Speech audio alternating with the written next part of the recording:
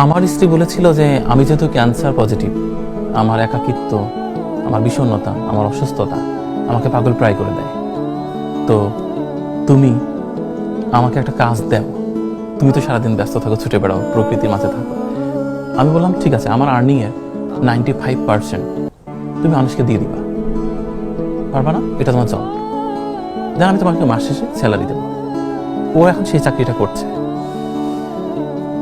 ও খোঁজ নেয় যে যেহেতু আমরা শহরে থাকি, কোন চাচি অন্যের বাসায় কাজ করতো, সে এখন অসুস্থ আর কাজ করতে পারে না।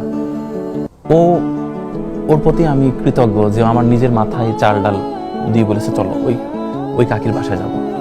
আমি একটা মানুষ পেয়েছি খুঁজে, যার হেল্প করতে হবে। আপনার খুবই ব্যক্তিগত একটা প্রশ্ন করতে চাই আমরা অনুষ্ঠানের শেষের দিকে। আমি জানি অনুষ্ঠানটা আজকে ভারী হয়ে গেল শেষের দিকে এসে। এই অনুভূতিটা আসলে এক্সপ্লেন করার মতো না। আপনার জীবনের বেস্ট কোম্পানি, আপনার গল্প শুনে যতটুকু বুঝেছি সেটা হচ্ছে আপনার স্ত্রী। জি।